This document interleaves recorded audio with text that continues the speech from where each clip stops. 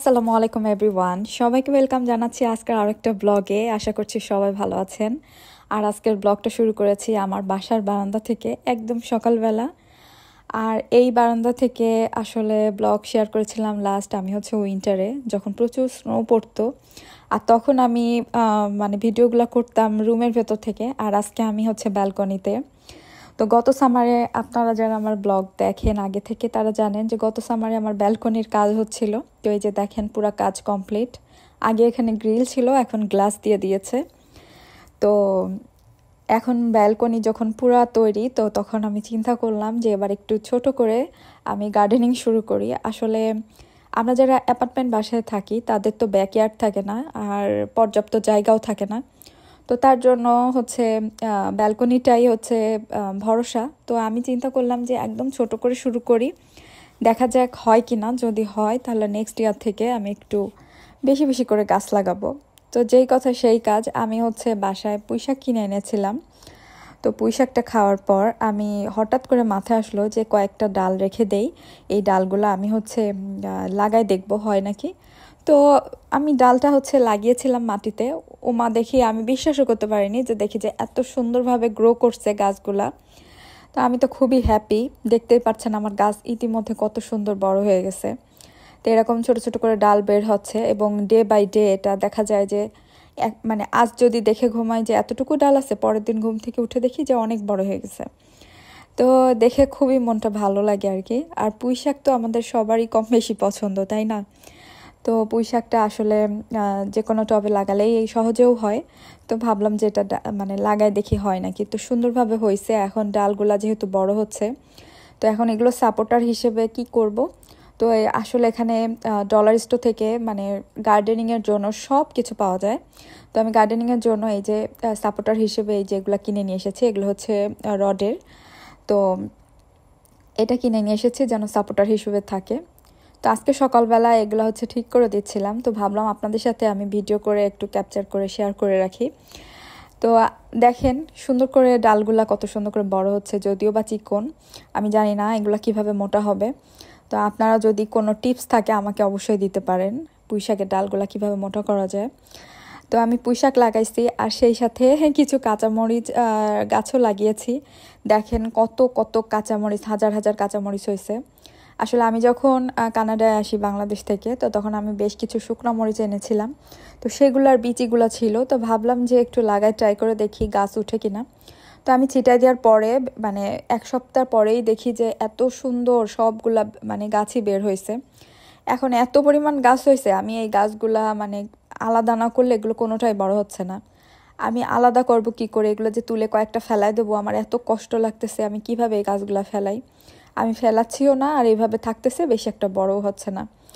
তো যাই হোক, আপনাদের সাথে আমি শেয়ার করলাম যে অ্যাপার্টমেন্টে বাসায় ছোট পরিসরে হলেও একটু একটু করে সবজি কিন্তু লাগানোই যায়। বিশেষ করে কাঁচা মরিচ বা বেগুন গাছ, এছাড়া এই যে পুঁইশাক লাগালাম, জুকিনি, তারপরে ক্যাপসিকাম, এগুলো লাগানো যায়। তো এবার আমি আর আসলে অত বৃহৎ পরিসরে শুরু করিনি। আমার আমার তো আসলে বরাবরই ফ্লাওয়ার, তারপরে ইনডোর প্লান্ট, এগুলো বেশি পছন্দ। আমি লাইফে প্রথম কোনো সবজির গাছ লাগিয়েছি আর কি। তো যাই হোক, আমি অল্প করে শুরু করেছি। এবার যদি ভালো হয় বা মানে সুন্দর করে এগুলা সম্পন্ন করতে পারি, তাহলে নেক্সট ইয়ারে ইচ্ছা আছে আরও বেশি করে সুন্দর করে লাগাবো আর কি। আর এই যে দেখেন, আবারও আমি কিন্তু পুঁইশাক কিনে নিয়ে এসেছি, আর এই পুঁইশাকগুলো আজকে রান্না করা হবে। তো পুঁইশাক কিন্তু অনেক বেশি টেস্টি, তাই না? পুঁইশাক এমনভাবে মানে মানে এমন একটা শাক, এটা রান্না করলে মানে যেভাবেই আপনি রান্না করেন না কেন, চিংড়ি মাছ দিয়ে করেন, তারপরে ইলিশ মাছের মাথা দিয়ে করেন, সবটাতেই মজা লাগে আর কি, ভাজিও মজা লাগে। আর এই যে দেখেন একরকম বেগুন, এই বেগুনটা দেখে মনে হচ্ছে যে এটা আসল বেগুন, মনে হচ্ছে না যে এটা কেউ পেইন্ট করে দিছে। আমার কাছে দেখে কিন্তু তাই মনে হচ্ছে যে এটা কোনো পেইন্ট করা। কত অদ্ভুত, তাই না?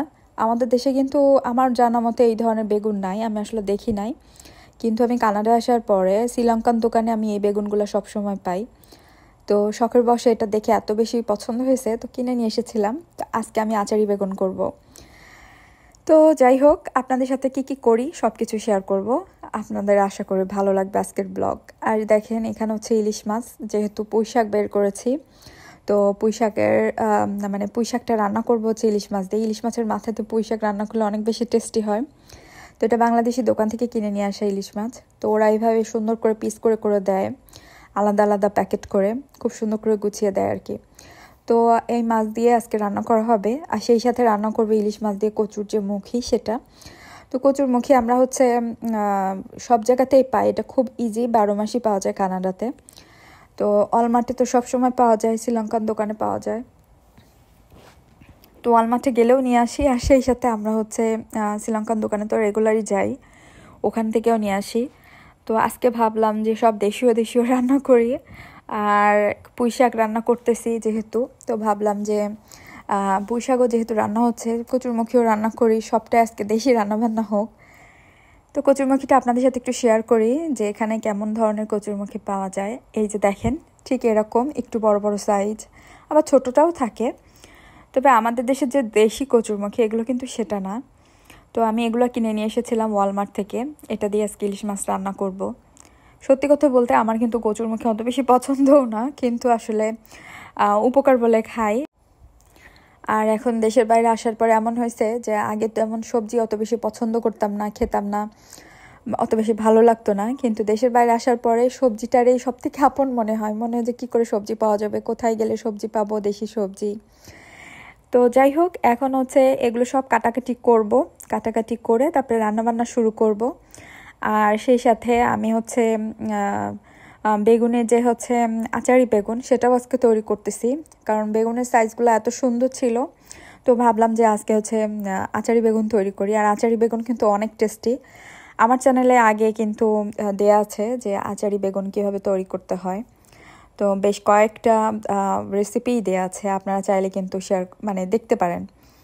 তো যাই হোক, এই যে দেখেন আচারি বেগুন ইতিমধ্যে আমি উঠিয়েও দিয়েছি, যেহেতু আমার আগে 2-3 বার শেয়ার করা আছে, এই জন্য আজকে আর শেয়ার করলাম না। তো আচারি বেগুন রান্না করতে হয় কিন্তু আচার দিয়ে, এটা তো সবাই জানি। রুচি যে আমের আচার দেখলেন, ওইটাই দিয়ে দিচ্ছি। রুচি আমের আচারও আমি বাংলাদেশি দোকান থেকে নিয়ে এসেছি, আমাদের দেশীয় আচার। তো এখানে আসলে সবই পাওয়া যায় বাংলাদেশি দোকানে।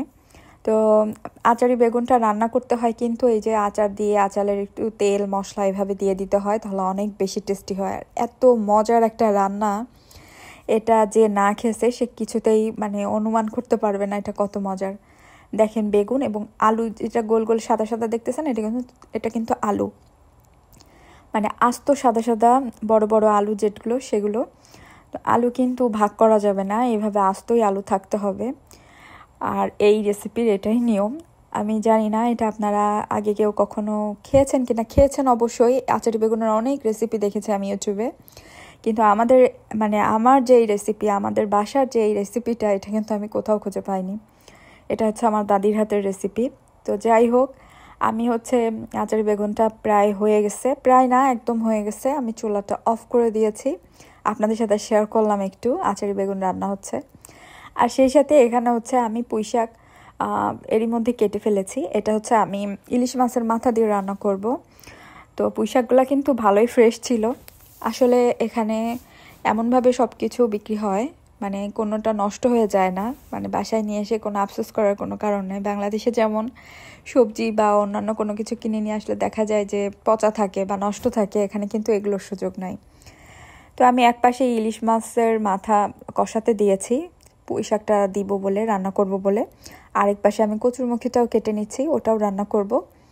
তো ইলিশ মাছের মাথা দিয়ে কার কার ভালো লাগে পুঁই শাক, আপনারা কিন্তু কমেন্টস করে জানাতে পারেন। আমার কাছে কিন্তু পুঁই শাক অনেক প্রিয়, পুঁই শাক, লাল শাক, এগুলো আমার খুব মজা লাগে। তো এইভাবে সুন্দর করে মাছটা ভালো করে কষাই নিব, তারপর আমি হচ্ছে শাকটা দিব।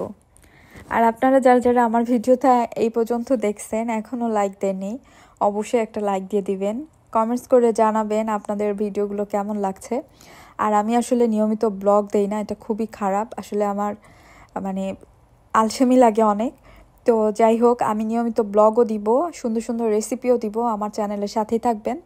সেই সাথে যারা যারা এখনও সাবস্ক্রাইব করেনি অবশ্যই সাবস্ক্রাইব করে দিবেন, আর যারা যারা করেছেন তাদেরকে অনেক অনেক ভালোবাসা। তো এখন আমি মাছটা কষানো হয়ে যাওয়ার পরে আমি মাথাটা তুলে এখন হচ্ছে যেই মশলাটা ছিল ওইটার ভিতরে আমি শাকটা দিয়ে দিয়েছি। শাকটা দিয়ে একটু নাড়াচাড়া করতেই শাকটা নরম হয়ে গেছে। এরপর আমি মাথাটাও অ্যাড করে দিয়েছি, দিয়ে এই যে একটুখানি নাড়াচাড়া করলেই আবার হয়ে যাবে। আর পাশের চুলা আমি হচ্ছে কচুরমুখিটাও কষাচ্ছি, সব কিছুই একবারে করতেছি আসলে। যেহেতু আমার 4টা চুলা তো আমার রান্না করতে খুব বেশি একটা দেরি হয় না। একসাথে যদি গুছাই নেওয়া যায় তাহলে কিন্তু রান্না করতে খুব বেশি একটা সময় লাগে না। তো এখানে কচুরমুখিটা হচ্ছে আমি ঝোলের পানি দিয়ে দিছি, একটু বলক চলে আসছে। তো এবার বলক চলে আসার পরে আমি হচ্ছে মাছের যে মাছটা, ইলিশ মাছটা ভেজে রাখছি, এর মধ্যে আমি কিন্তু মাছটাও ভেজে রাখছি যে মাছটা দিব, তো সেই মাছটা আমি এখন অ্যাড করে দিব। কচুরমুখী দিয়ে ইলিশ মাছ রান্না করলে কিন্তু অনেক টেস্টি, যদিও বা আমি কচুরমুখী একদমই লাইক করি না, আমার ভালো লাগে না। তো তারপরেও হচ্ছে আসলে রান্না করি, এই আসলে ইলিশ মাছ দিয়ে রান্না করলে ভালো লাগে। আর আমি এই তরকারিতে কিন্তু ইলিশ মাছ দিব বলে একটু সরিষা বাটাও অ্যাড করে দিয়েছি। আপনারা কিন্তু যারা সরিষা বাটা মানে সব তরকারিতে খান না, কিন্তু ইলিশ মাছ রান্না করলে একটু অ্যাড করে দিয়েন, দেখবেন অনেক টেস্টি হয়। তো এখন মাছটা অ্যাড করে দিয়েছি, একটু মানে ফুটে গেলে তারপর আমি হচ্ছে চুলাটা অফ করে দিব। সেই সাথে কচুরমুখী কিন্তু একদম সুন্দর করে সেদ্ধ হয়ে গেছে। আর সেই সাথে আমি এর ভেতরে একটু আলুও দিয়েছিলাম, শুধু কচুরমুখী না। যেহেতু কচুরমুখী অত বেশি পছন্দ করি না, এই জন্য আমি একটু আলু অ্যাড করি, আলুটা খাই। আর কচুরমুখী 1-2টা খাই আর কি। তো এটাই ছিল আজকের রান্না বান্না, আপনাদের সাথে শেয়ার করলাম। আর সেই সাথে আপনারা যারা কানাডা বা আমেরিকাতে থাকেন তারা কিন্তু বাসায় ব্যাকইয়ার্ড না থাকলেও, যারা অ্যাপার্টমেন্ট বাসাগুলোতে থাকেন তারা কিন্তু ছোট্ট করে ব্যালকনি বাগানও করতে পারেন। তো সেটাই আজকে আপনাদের সাথে শেয়ার করলাম। আর আমি অবশ্যই আপনাদের সাথে আমার বাগানের পুরো আপডেটগুলো পরবর্তীতে মানে কি হবে সবগুলা শেয়ার করব। আর এই যে দেখেন আমার তরকারির ফাইনাল লুক, সব রান্না কমপ্লিট। কত সুন্দর একটা চেহারা হয়েছে, তাই না? তো আজকে সব দেশীয় রান্না করেছি, কচুরমুখী দিয়ে ইলিশ মাছ, তারপরে ইলিশ মাছের মাথা দিয়ে পুঁই শাক। তো খাওয়া দাওয়া করে এখন আমি একটু বাসার নিচে যাচ্ছি, আমার একটু কাজ আছে। তো আমাদের বাসায় হচ্ছে আজকে হচ্ছে জুলাই 23 তারিখ, আজকে হচ্ছে বারবিকিউ নাইট। তো এখানে হচ্ছে অ্যাড দিয়ে দিয়েছে কয়টা থেকে কয়টা হবে, এবং মানে এই অ্যাপার্টমেন্টের সব রেসিডেন্টসদের নিয়েই হচ্ছে এই বারবিকিউ নাইট হবে। তো আসলে সামারে ওরা একবার করে এটা, আবার হচ্ছে ডিসেম্বর মাসে যখন বড়দিন আসে তখনও ওরা একটা পার্টি থ্রো করে। তো যাই হোক, আজকের ব্লগ এখানে শেষ করছি। সবাই ভালো থাকবেন, আল্লাহ হাফেজ, আসসালামু আলাইকুম।